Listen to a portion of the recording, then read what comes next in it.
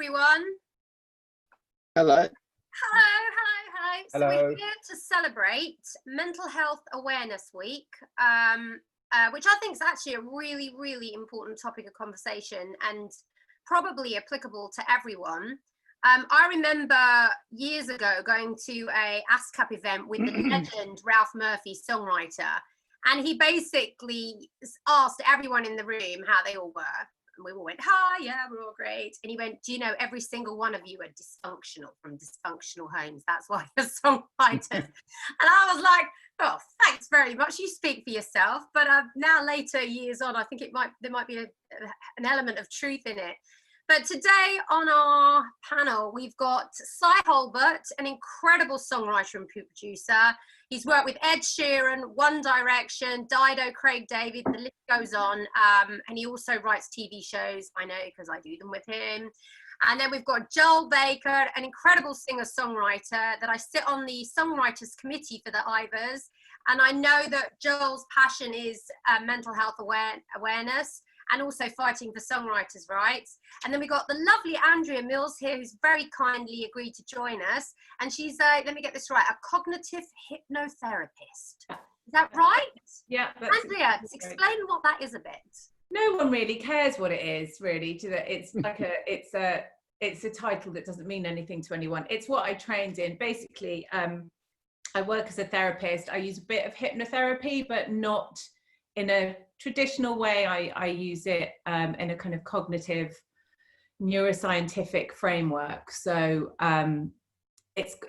theoretically it's quite boring for everyone to hear about, but it works very quickly on all sorts of issues that people might have, and I specialize in anxiety, so that's why your background is music, isn't it? I mean, you've worked with incredible acts who like such as. So I started off in working in record companies like 30 years ago. I worked at East West, and I worked at Polydor, and I did a bit of this and that, and I did a bit of fashion and events, and then I ended up working with a guy called Ian Grenfell when Simply Red set up their own independent record company, and I stayed there for 16, maybe 18 years with his management company, and I looked after Simply Red and Chrissy Hind and the Pretenders. Oh, we wow. also had, Suede and Simple Minds, and we had an artist called Stina Nordenstam that I looked after for a while, long time ago. So lots of big acts. It was extremely stressful a lot of the time. Yeah, I think people have this misconception about that. They think it's all glitz and red carpet events, but really it is. There's a lot of pressure on us. Si, do you feel that when we're in the sessions? In sessions, yes, totally, because you've got to deliver basically a hit record in such a confined time, under time pressures, and you've got to be competitive, and so there's a lot of pressure, especially when people actually leave the studio, and then you're there as speaking from a producer point of view, you're going, right, how do I make this sound good? What do I do? And exactly. Make a hit track for us now to write on. Well, exactly. Yeah. And I mean, obviously, a good song is a good song, but then you've got to be competitive for Spotify, and you've got to be competitive for people who know nothing about music's ears. And you know what it's like. So there's a lot of constant pressure all the time, even when you're not working. Yeah, I was going to say, we were just discussing before we came on camera about, how we started and funding our careers, and something came out about Si that I didn't even know. And which is, some of the jobs that we've done in the past, because obviously there is no fast ticket to this. And with the streaming rates being the way that they are right now, it's very important to have ways to, fund our love of music, and also to not lose that love because you're getting so stressed out about money. But Si, what was the job that you did with the contact lenses? Right, so when I was starting my career, obviously I had to fund it in some way, shape or form. And I ended up painting contact lenses for films. Originally it was for like medical purposes. But then it kind of branched off into film. So I ended up doing the contact lenses for Darth Maul in Phantom Menace. And what else did I do? I did Interview with a Vampire. I did Wolf with Jack Nicholson. I did Congo. I did all for £60 a day, I would like to add. So it was like, it wasn't glamorous. I wonder it if was they cool. were ever auctioned. Did you ever Google to see if they were auctioned off? Could you imagine if they were like going? They would be bacteria sponges now. So you wouldn't want one of those ever. And then obviously that, obviously then your career took off. And I mean, you've worked with a list of incredible, respect. Ed Sheeran, hello, Craig David. But the thing is, with those lists, you have to put those down because they show your best side. But what people don't see is the gaps in between and the self-doubt and kind of thinking, where do I get more work from? How's this going to work? And, so it's, the list's always impressive. Everybody needs them because it kind of sells you. But the reality isn't always what you see, in front of you about what somebody's done. Absolutely agree with you. And good morning, Joel Baker. Fellow committee member on the Ivors Academy. Obviously you've taken a slightly different route because you're a self-releasing artist and signed with deals and you do all these different things, but you're not taking the same traditional route of the songwriting because you write for yourself. So you've got a little bit of a different story. What's your background? So again, in Nottingham, grew up in bands and stuff like that, but very much from a background of where music is much like a hobby and not a job. No, it wasn't an option at school to do anything like that. So I studied politics actually. My job to fund my music stuff at the start was I worked in Parliament for a couple of years, which was so weird. It's actually such a weird thing. So I used to come into Parliament with my guitar and stuff like that and go to the studio in the evenings and whatnot. And eventually quit that to do the music thing full time. And I've had all sorts of weird jobs since. But I've always done songwriting on the side as well for other people, and something that I love and something so freeing about writing songs, not for yourself. But also I love being an artist. I love performing and doing all that sort of stuff. So Joel, I knew that you were very, very interested in mental health awareness because you were the person really who brought it up on the Ivors committee to us. So why have you got such an interest in this?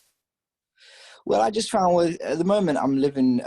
My housemate is a producer, and so he has artists come into the house every day, and I'll be there most of the days in the morning, especially, and we'll all be having coffee together and talking and whatnot. And even in the evenings, sometimes we'll have beers together with the artists and whatnot. And we'll always be talking, and the same conversations were coming up again and again and again and again of just these people really struggling with mental health, feeling so anxious about everything, feeling so pressured about everything from, even just so young, like 18-year-old girls and 21-year-old boys and whatever, just like pinning their whole life's hopes and dreams on this next song that was going to come out. And they're so fearful of being dropped, so fearful of being disliked by label people or managers or agents and stuff. And I just started seeing this pattern of really unhealthy, toxic behavior in front of me.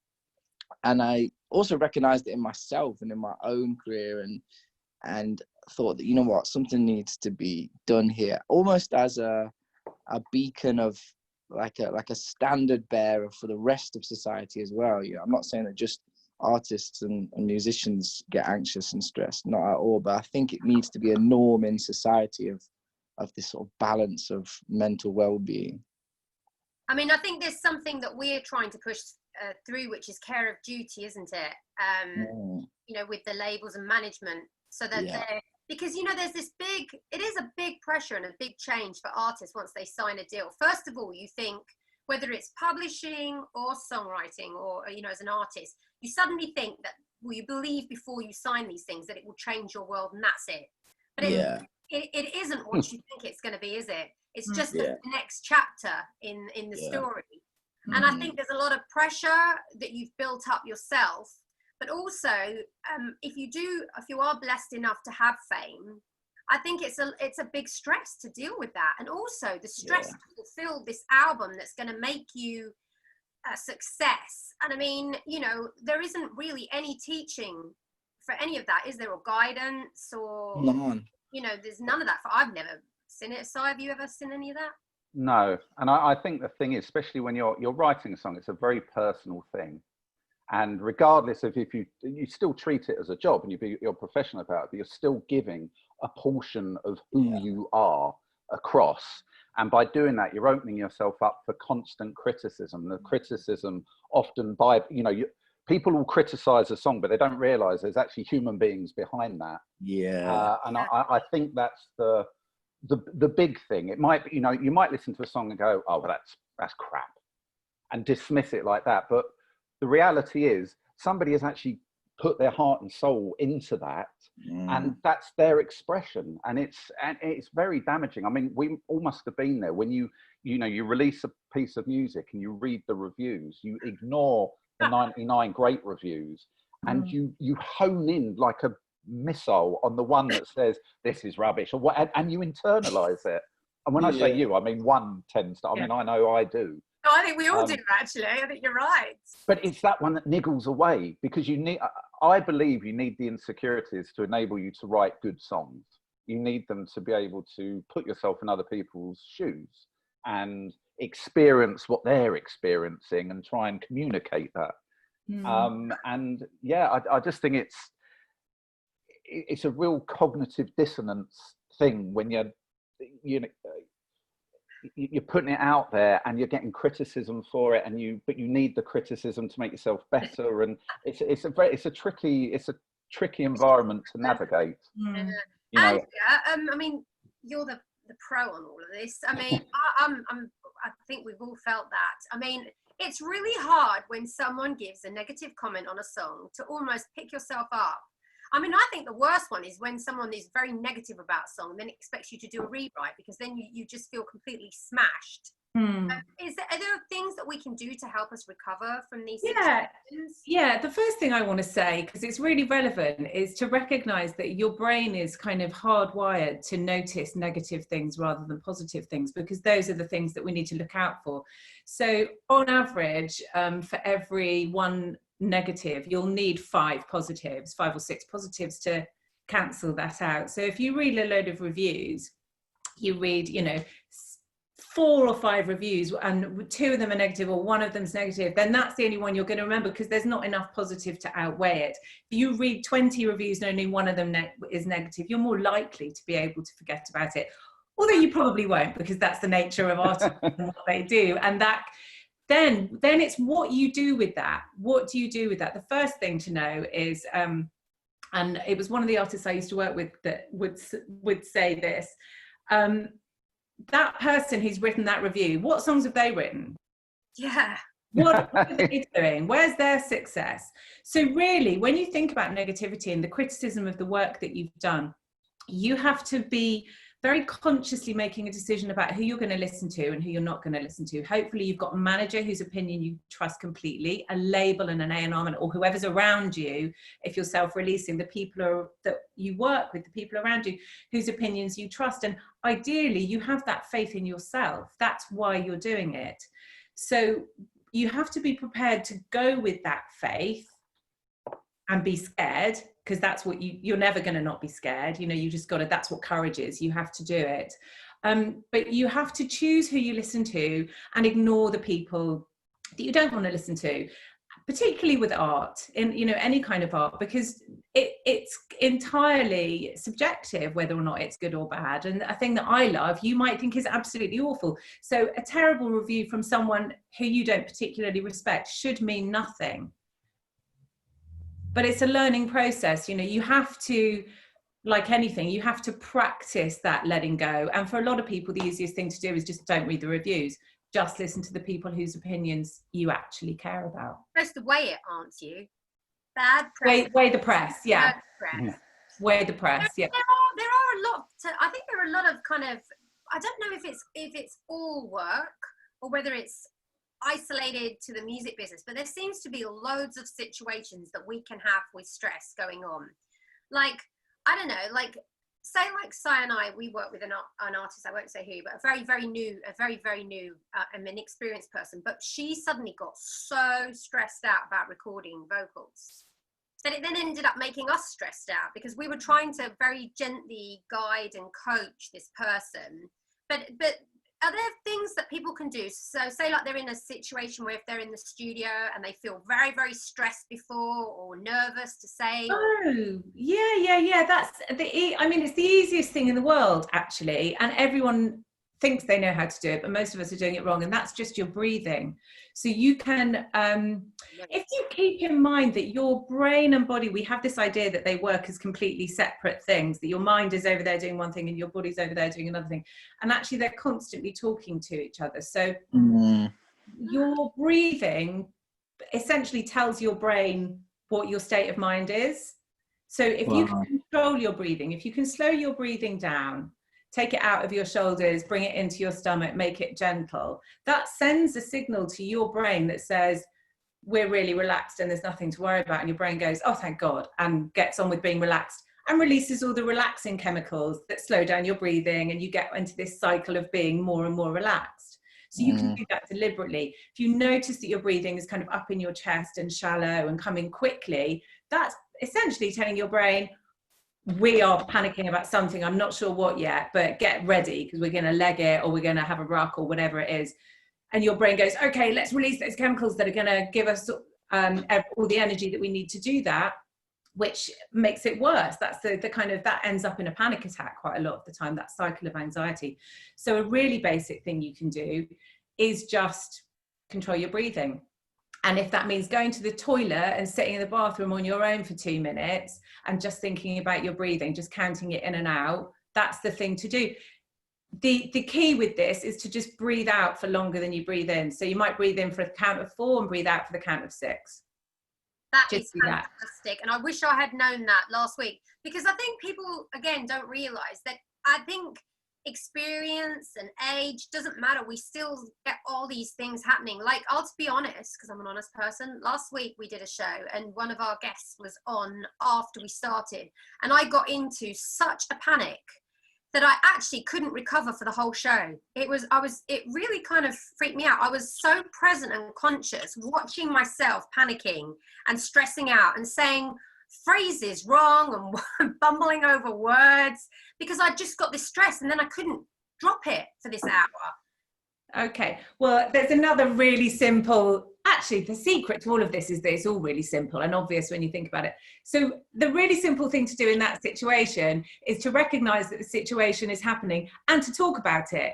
And this is one of the things that when I do work with people who have presenting anxiety or stage fright or whatever it is, when you go out in front of a bunch of people, and this is essentially what you're doing with the radio show, and you feel like something goes wrong, people pick up on it, and then you're getting stressed about people picking up on it, and you kind of again get into this upward cycle. So if you just talk about it, they're seeing it already. So if you bring it into the room, then suddenly you're all in it together, you're all included in this thing together, and everyone makes mistakes and gets stressed. So you've created an additional connection with your audience. You go on stage or you come onto the screen or whatever, and it goes wrong, and you go, oh God, I'm really having a terrible moment, this has just gone wrong, give me 2 seconds and I'll be right back. And then everyone goes, oh yeah, okay, well, we knew that was happening anyway. You've talked about it, which means that you can start relaxing and it's all fine. It sounds so obvious, Andrea, yet I don't know why I've never thought of it. Maybe because it was so obvious that I haven't picked the most complicated kind of way to do something. Well, I think, we all kind of want to just do things perfectly, nobody wants to be seen to have any kind of weakness, and there has been for a long time an idea that feeling stress or anxiety or not being able to cope is a sign of weakness. So we're all kind of programmed to not show any of that at any point. You've got to be able to do whatever is being asked of you at any moment. And we can all do that to the best of our ability, but some days our ability is going to be better than other days. And I think we're getting to a better place now, generally, where, the fact that we're having these conversations, it's accepted that people struggle. People, meaning everyone, all of us, however successful you are, struggle with stress and anxiety around some things or other things, and use different ways of managing them. But if you can talk about it, it opens it, because everyone has it, it opens this connection between you and the people around you, which A, it lessens it in the moment, and B, you get that kind of, you know, that nice rush of the social connection with other people, which buoys you up. So it's really easy. Well, I'm going to be taking that with me, Andrea. That's fantastic. Joel, do you have any situations that you feel that, you know, there are triggers for you in your life for working in the music business? Trigger, I mean, mainly, like I get really anxious and stuff around performing and like stage stuff, forgetting lyrics, expectation of people that are there, like are they having a good time, are they, or studio, I feel quite comfortable, but that's probably only because I've been in them so many times, and so I feel very just at home. But probably more at the start of my career, studio was probably a bit intimidating. Other people seemed to know what they were doing more than me. Kind of me thinking like, do they, you know, it really all boils down to, do people think I'm any good or not? You know, I'm constantly second guessing that. It's funny you're saying that, because I think I would say this to you, you're going to go through many doors through your career. Because I've gone through moments of being like that, but I think equally now, sometimes I feel more pressure on me, because if no one's coming up with a good idea or something in the studio, I sometimes feel like they're going to look at me to fix it. Because if you've got a bit of a track record, they're going to go, well, you've done it before, do you do it now, you pull one out the bag. And it's like, and also because I'm heavy on lyrics like yourself, I feel like people can just get very distracted, be like this on their phones, and there's me going like, right lyrics, you know what I mean? Yeah, and then suddenly you start getting this pressure because you're looking at the time thinking, oh my God, because we need to cut this song today. So maybe it's because we're in some ways putting a lot more pressure on ourselves to get these songs finished. Do you think that's Si, that we're doing that? Oh gosh, yeah, totally. Because time is against everybody now. Everything moves a lot quicker than it did, and the competition's great, as in vast. And I think, you know, there is a total pressure to come out with a hit record from a blank piece of paper in the morning to the end of the day, and it is a hell of a lot of pressure. And the thing is as well, everybody feels it. Everybody's human. So, you know, I can go into the studio and have a bum day. And if I have somebody in there who might be nervous or not quite be able to express themselves well, or aren't good for, you know, I won't beat around the bush. It's then there's a responsibility on, say, me as a producer, if I'm in a session, to make it work and get something out of it. And, you know, if you've got a blank mind, it's a nightmare. But I remember a really good friend of mine, this was probably about 15 years ago when I was writing, she said to me, you know, just have a little toolbox. It might bore the crap out of you, but just standard building blocks that you can pull out and get things moving. And I just thought, really? Literally, like Lego set. No, as in, you know that there'll be 4 chords that will work, the 4 chords that will kind of get somebody starting stuff, or, you know, a drum beat, or it could be anything. It could be a lyrical idea that might be so, you know, stereotyped and rubbish, you think, if I say it, but it might be enough to get something moving. So, yeah, I mean, there's pressure all around. There's pressure when you're in the studio, when you're not in the studio, when you're, you know, mixing songs. You know, and from a producer's point of view, it's not always, so like if we take the Dido record that I did, right, that was written and done and dusted within probably about 4 hours. It then took 18 months to produce it, would you believe? Wow. And that was 18 months going backwards and forwards and backwards and forwards, and these were the tiniest little tweaks. And, you know, it's very difficult to keep focus on that. And you do get to the stage, and I was doing it with a good friend of mine as well, and you get to the stage where you just think, can't see the wood for the trees, because you've been asked to make so many changes, but you have to, you know, keep on track and not take it personally as well, and try and listen to, a lot of it's in the psychology. So we were having to please radio runners, CEOs of radio stations, and they would say something really just vague, like, oh, we need a bit more of a beat.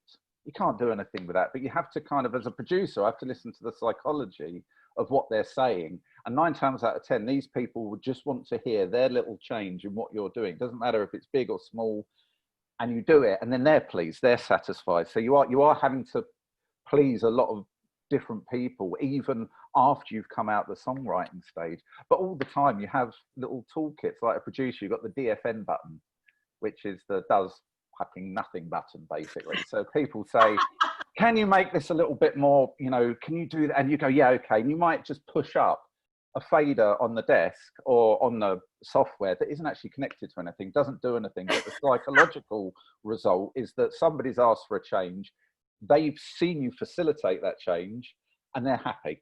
And suddenly the song sounds different. I was saying the other day, Si, I was working with a producer, I love this. And he was like, hang on a minute. He goes, I just need to time the length of the song, 3:42, add another 20 seconds, relabel it.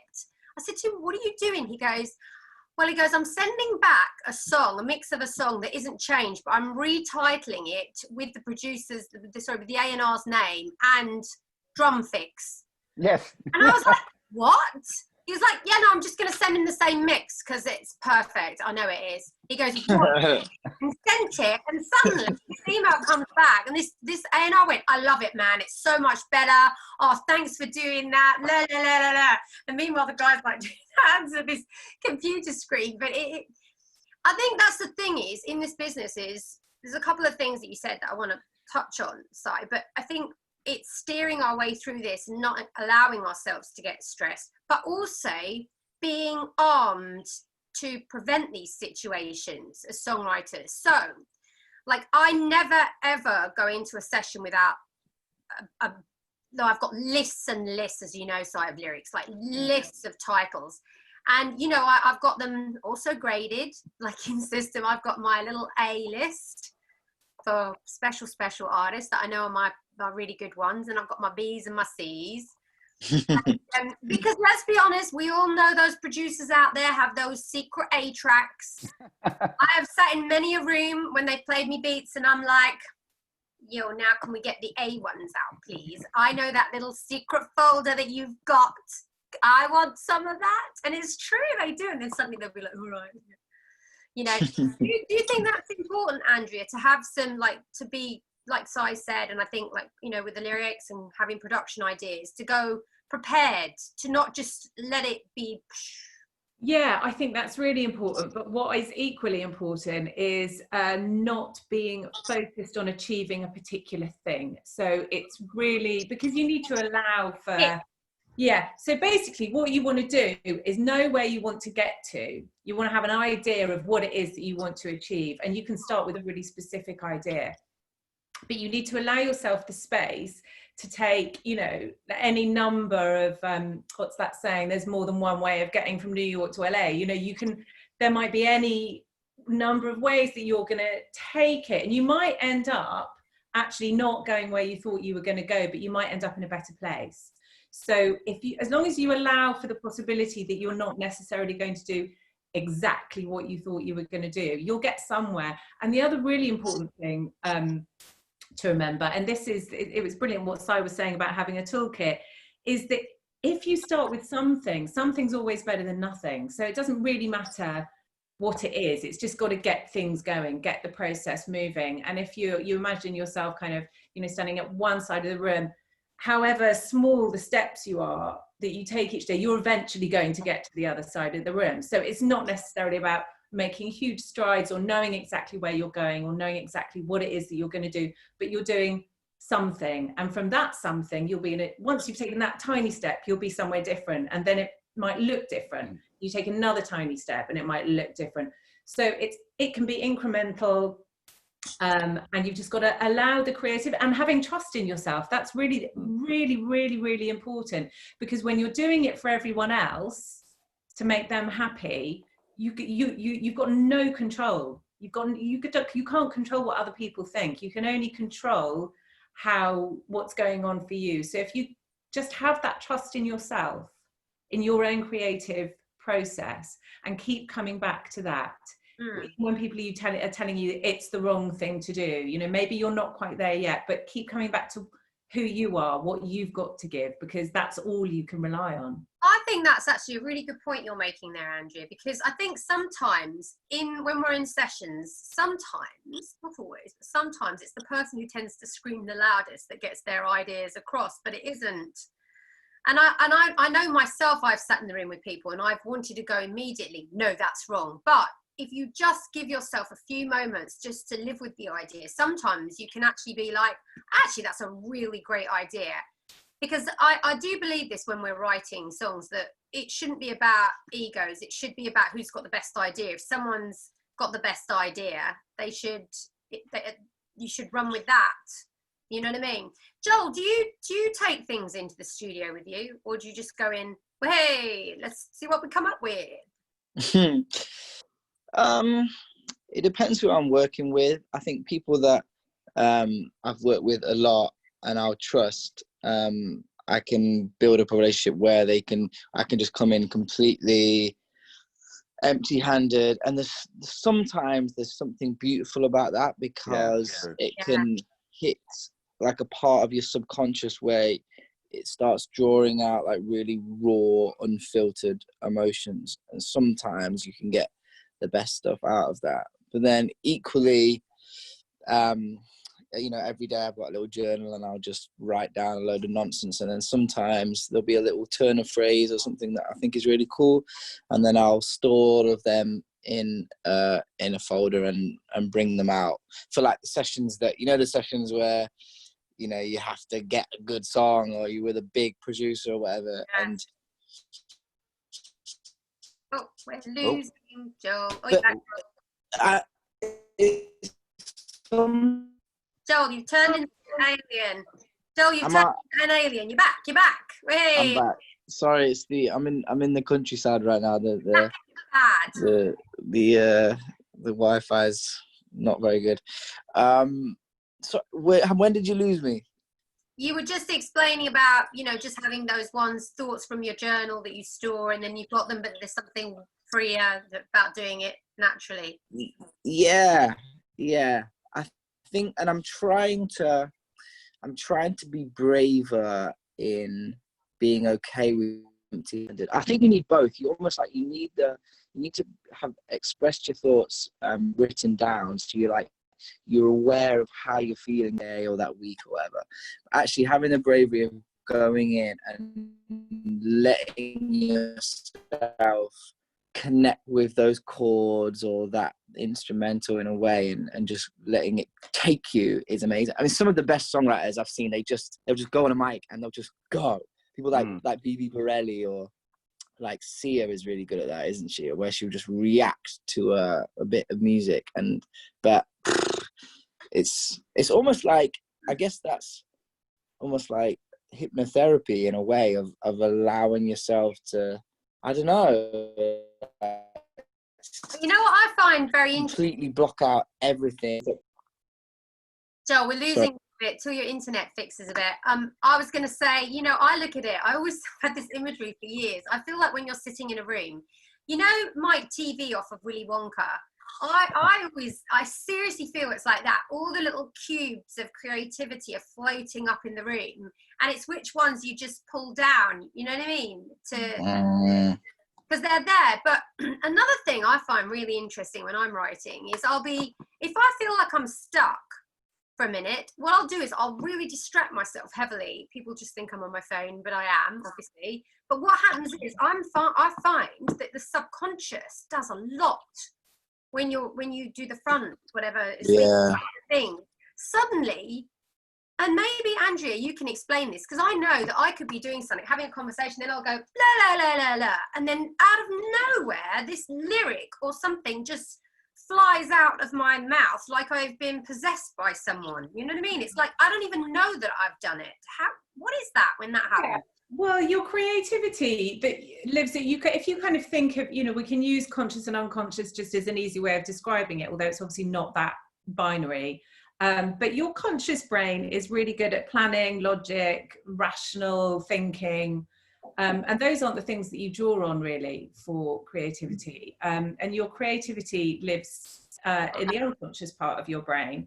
So if you're trying too hard you're trying, then you're doing something consciously. You're not going to get anywhere, because you've really, the more you're using that bit of your brain, the more you're shutting down the unconscious bit. So I would always say, if you get to a point where you feel you're not getting anywhere, just stop doing it. You know where you want to go. It's in your head somewhere. You know, you've got an idea. I want to write a song and it's not happening. Stop trying to write the song. Go for a walk. Go and walk the dog, or, you know. The problem is, Andrea, when you've got, I love that idea, but the problem is when we're in like these bigger sessions with artists, you can't do that. You just can't.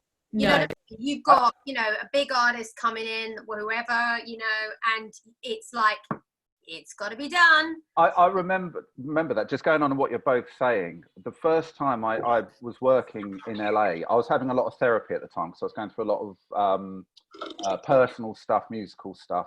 And I said exactly that question to my therapist: what do I do if I'm in a session and suddenly you feel like you've got nowhere to turn? And he said exactly what Andrea was saying about, you know, your fight or flight mechanism is triggered. It's like having your nose pressed close up against the wall, and all you can see is that immediate bit of wall in front of you. Yeah. And he said, you know, take a deep breath, step back, what do you see? And suddenly you see more of the wall. You take another step back, you can see the room, you can see the corners, you become aware of stuff. And he said to me, find whatever you need to do, whether it's taking a breath, taking a keyword, going out and having a wee, doesn't matter, just something so you can step away from that wall and that pressure that you feel. And it really does work. It was vital, and it helped me in all my sessions, because as we know, in LA they work very differently to how they do in the UK. There's different emotional sentiments, different inflections on words that you've got to be careful how you use. So the pressure is there. And I think that that definitely, taking a step back and just learning when you're feeling that anxiousness and that creative stifle, and, you know, starting to close in, recognizing it and being able to take a little step back and do whatever you need to do to, you know, get your creativity flowing. I will say sorry, just to add, that goes back to what I was saying before about just going to the loo and breathing for 2 minutes. You know, I agree. I think that's and great. remind yourself that all you've got to bring to the room is you. Yeah. There isn't it's not like if you really look hard enough, there is that bloody lyric down the back of the sofa. You just haven't found it yet. All you've got is you. So that once you take a few breaths and you just remember that you are the tool, you are all you've got, and you know it's in there, and just allow it to come. I know that sounds a bit wishy-washy, but actually that's the truth. You know, that is ultimately, that is it. You are all you've got. So just take yourself back into the room and let yourself do the work. You know, I really like that. I think we could also feign a phone call. Like, we could pretend that we need to make a phone call, couldn't we, as well? Feign phone calls. You can. I remember when I was out in LA, my manager gave me some really good advice. I had to go to, probably like you have, I had to go to a Grammys party, but it wasn't a +1. So I literally had no safety blanket, nothing. Yeah. And I was so nervous, I can't even tell you. And his advice was brilliant. I mean, he was very seasoned. And he just basically said, there'll be free drink, do not drink. Pretend you're drinking, you know, have a Coke and say you got Jack Daniels in it. And he said, every like 2 minutes, excuse yourself from the party. You know, if you're talking to people, everybody's networking, go to the loo, take a deep breath, write down the names of the people that you've been talking to before you forget it, take another deep breath, then go back out there. And it was really weird, because I was thinking, really? But it was the best survival thing ever, until you get used to it, and then you do it quite naturally. But it was just that question on that side. Can I I'm just interested to know what was it that you were feeling nervous about? What was I feeling nervous? It was a new environment. I was meeting a lot of people that I guess I didn't know that were important to my career, that I wanted to make sure I made the right impression. I wanted to just make sure I presented the best side of myself, and also was calm enough to be able to explain myself and engage in conversation, as opposed to let the nerves get hold of you and you just go and you end up saying just the most random crap that spurts out your mouth.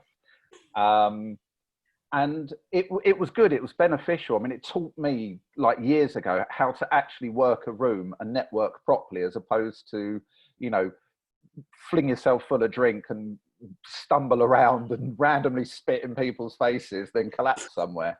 It was a good networking tool, and one that I think was really valuable and was easily applicable to anywhere else. But no, it was stupid because nobody had ever actually said that to me. It's very self-explanatory, but it was. I think you're 100% right. When you're in those situations and you've got the heavyweights, oh my! Yeah. I mean, I work with Dr. Dre's camp, and and it is like being in the presence of royalty. They kind of think it is as well. And the problem is, you don't always know who everybody is until you start talking. Yeah, and you should know. You should know. I mean, and also, I think not so much now, Andrea, but when I was younger. You're in situations where you've got your publisher going, do whatever it takes to bond. If you get in on these projects, they will use you on everything. Blah, blah, blah. So there's a lot of pressure put on young writers. And I've ended up, I'm just going to publicly admit this, but, doing weed popcorn and being sent home in a car because I passed out. But I only, I didn't mean to really take it. It was just for real. And I'd already kind of insulted one of the crew because his name was Black Jesus, and I had basically thought it was Mario, and he had this Ed Harvey top on, and I went, "Oh my God, it's so twinkly." He was like, "Twinkly man," and I was like, "Oh my God, I'm so sorry," remembering my publisher's words. And then I said, I just meant it had diamonds on it. And he was like, diamonds. And then he got worse. And I was like, oh God, I said, look, I'm so sorry, Mario. I'm really sorry. I've said the producer's name now. And then anyway, but the long and short of it, it wasn't. It was someone else. It was a crew person. And then, like I said, another session, bonding yet again, not wanting to offend. Got handed this stuff, and they were like, go on then. And I was like, yeah. And I was like, I looked at the packet and it said, if you take 1 to 3 milligrams, you're gonna, or 1 to 3 grams, sorry, don't drive, it's dangerous. And I remember, and I cook, so I was like, oh my God, this is 3 pieces of popcorn, 1 to 3, I'm gonna die because I don't do this stuff. And they were like, and then there was 8 of them all staring at me going, go on then. So I was like, so I grabbed this handful and I'm dropping it between my trousers, like on the floor. And I'm like this. And I ate 3 pieces. 30 minutes later, I passed out. But you know what? It's all in the name of bonding, which is key, and we shouldn't be feeling like that. We shouldn't be. So what do we do in those situations, Andrea? How do we arm ourselves? Well, what I would say is in that situation that you just described, and I imagine that if you were in that situation now, you probably wouldn't behave in the same way because you've learned from that experience, and now you would own yourself enough to authentically be the person you are and say, no, I don't want to do that. Yeah. And that's really the place you want to be, is where you feel confident enough in who you are that you can say, no, that's not what I do. I don't want to do that. I think not drinking is probably the best bit of advice. If you want to make a good impression on people, the best bit of advice anyone could give you if you're going to a party like that, because I know that I'm like possibly the worst person you've ever met in your life after about it's taken me 30 years to work that out, by the way, but I got there in the end. So yeah, I think being yourself is goes back to what we were saying before. You're all you've got, so just be yourself as much as you can. And if you're nervous, do a bit of breathing, take a breath. If it's someone who's friendly, then you can, and you're in a situation where it feels appropriate, you can say that you're feeling a little bit nervous, I'm a bit overwhelmed. People generally know, and if you're new and you're young, they're going to expect it, and they're going to be more able to look after you and give you what you need if you are able to ask a little bit for what you need. Do you know what I mean? So when you're young, it's difficult to do that. And all I can say is it's a process, and you don't get from starting out to being hugely successful without going through a journey along the way. And you're going to make some mistakes, and it's only by making those mistakes that you become the person who doesn't make them anymore. So roll with it, live with it, and it's all fine in the end. It all comes out in the wash. So I'd like to throw this, sorry, I was going to say, I'd like to throw this on the floor because we're getting asked some questions. But So say like because it's obviously Mental Health Week, so we want to incorporate this. So say we've got a lot of emotions inside us, because we tend to be quite like that as creatives anyway, and we really need to start like getting this stuff out. So because otherwise it starts feeling heavy inside you.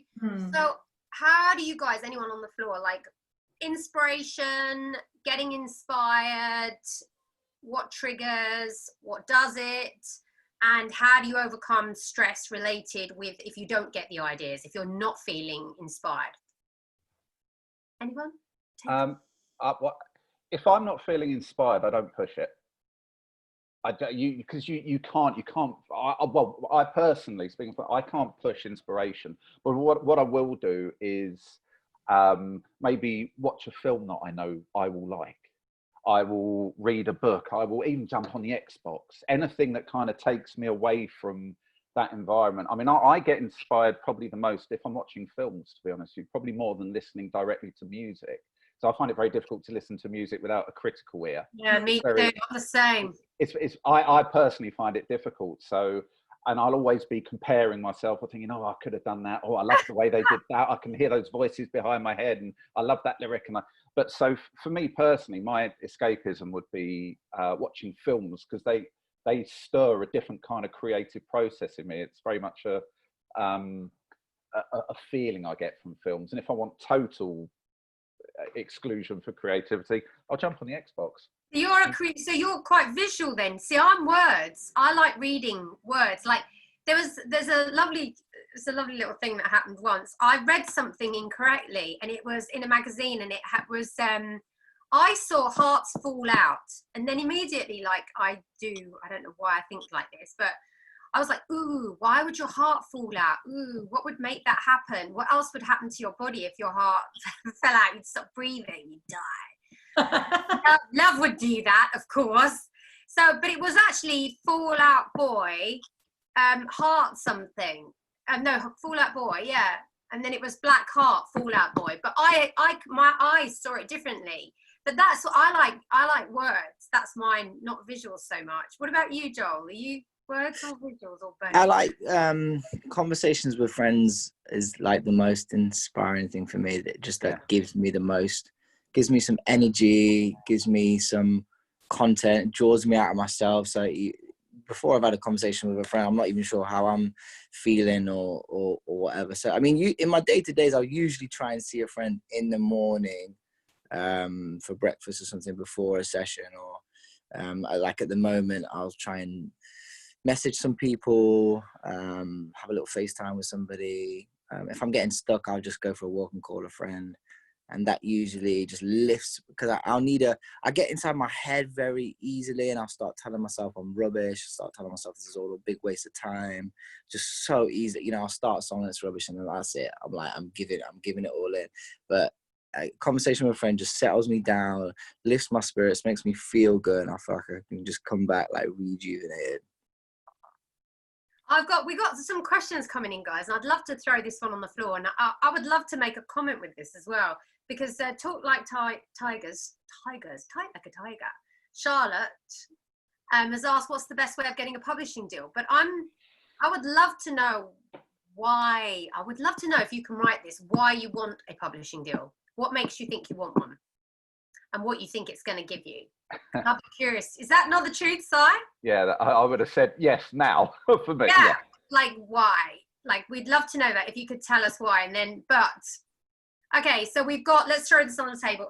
Are we all published here? I'm not. Actually, I'm not anymore. No. I'm not anymore either.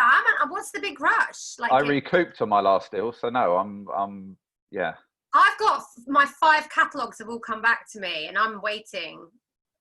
I'm not in a hurry to find I want to find a publisher that's right for me, that I can work with, that, I think anybody that signed you, you're a new sparkly toy, and then 6 months later you'll get another new sparkly toy. And I think for me, I think if you're smart and you look after the music you're writing, you will find the right publishing deal for you. I don't think it's that kind of, you don't need a publisher to be able to write. but a right publisher can accelerate you on to, you know, different stratospheres, but the wrong one can have the exact opposite effect. And you can end up sitting there being published and thinking, nobody's listening to my music. I can't get anybody on the phone.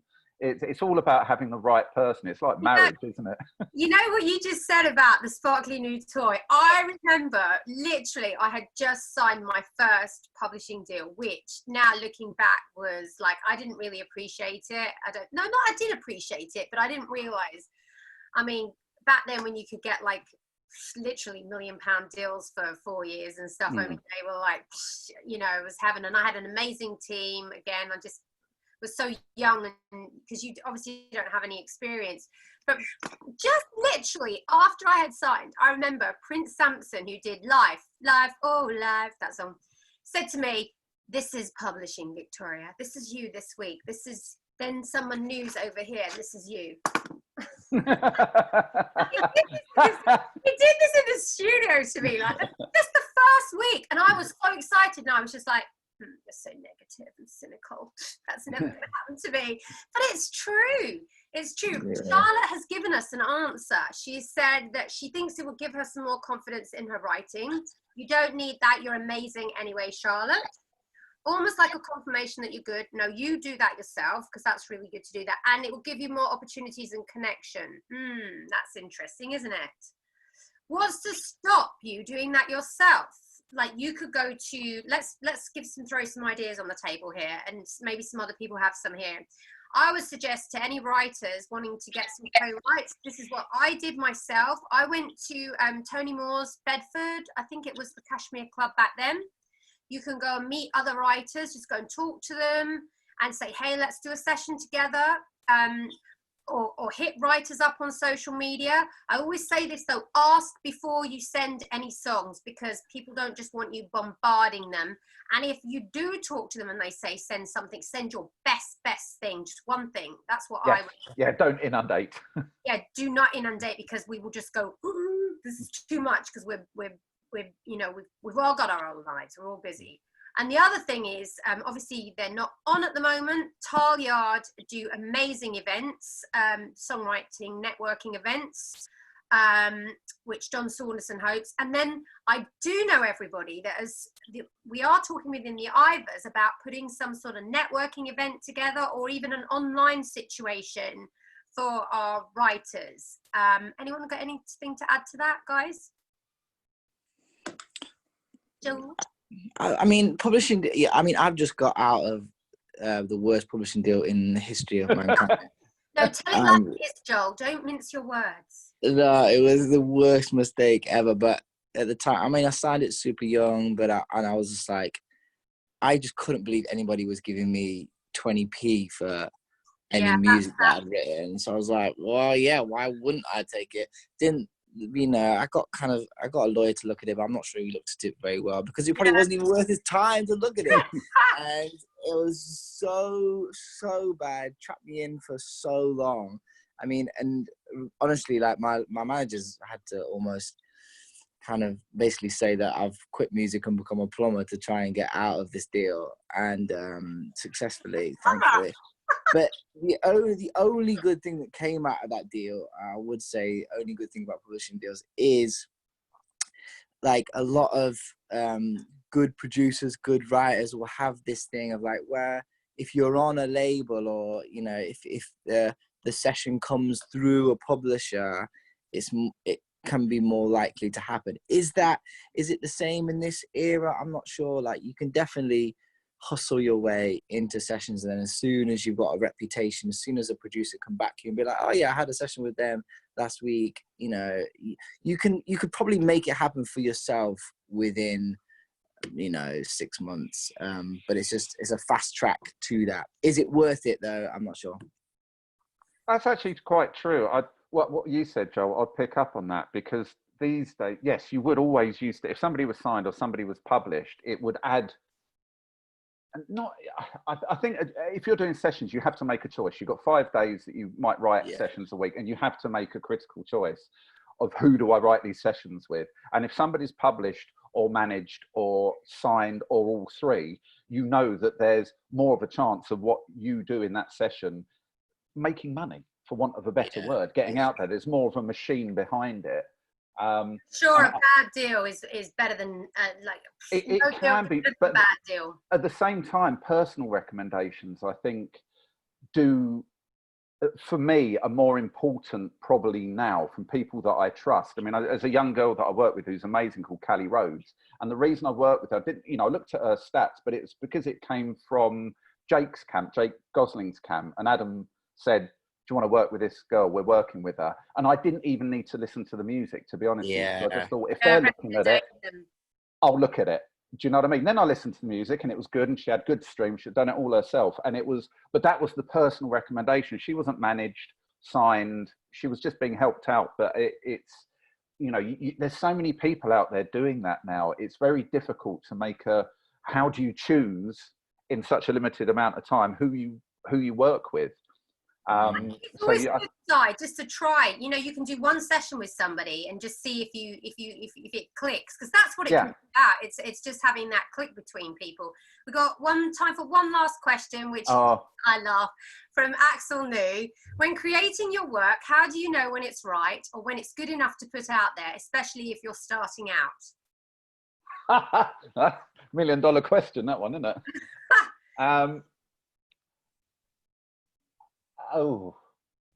I guess for me, it depends who you're going through. So I would, if it was from a major label, I would get it to a stage where I think, yeah, this is done. Then it would go off, then it would get A&R'd, and I'll have to change things. And it starts going through a different process of sort of checks and measures and balances.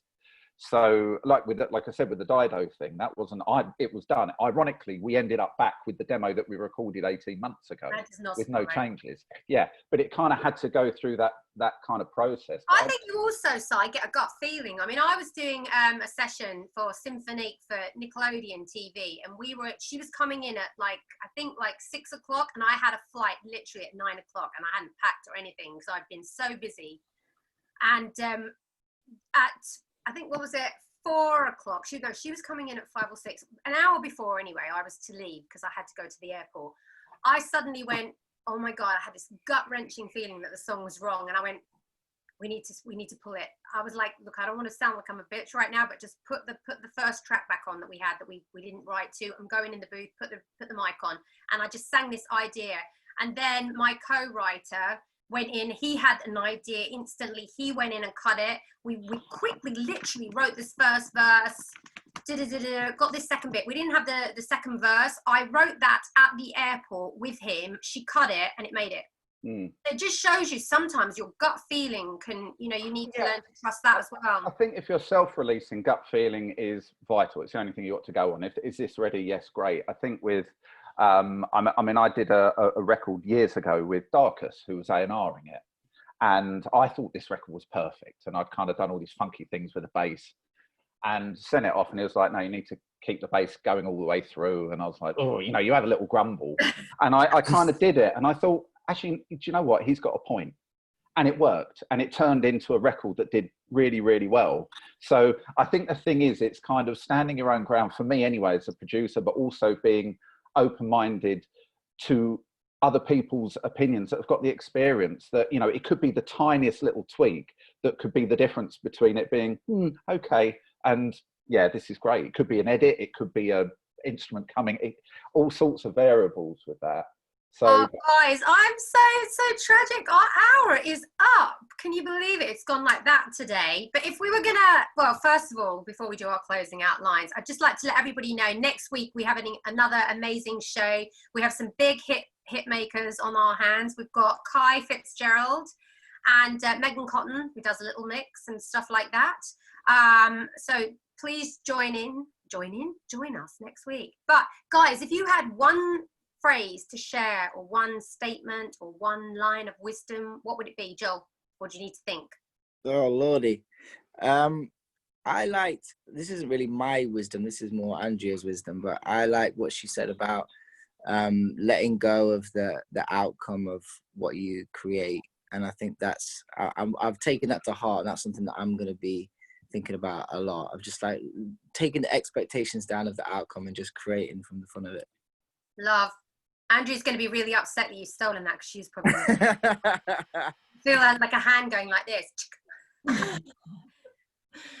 No, I love that, and that's really key. But I think the thing that's going to get you there, so that's like the creative side of it. The thing that's going to get you there is doing one thing each day. Do one thing each day that takes you a step closer to your goal, whether that's like not sleeping until 2 or, you know, writing a song. Doesn't matter. Do one thing, however small, that gets you in the right direction. Love that. Si? Don't give up. Don't give up. Don't give up. No matter what, keep going. Today, mine would be healthy body, healthy mind, healthy career, I think. And I can have another one as well. I can, yeah. I'm running it. Which is, don't be a second-rate someone else, be a number one yourself. But thanks very much. Thank you, everyone, for kindly joining us today. Thank you. You're welcome. And check out the Ivors Academy for more news on the Keep Music Alive campaign and the Fix streaming. And obviously we've got loads of issues going on right now, but we're supporting songwriters. So please join us. Bye, everyone. Thank you. Bye.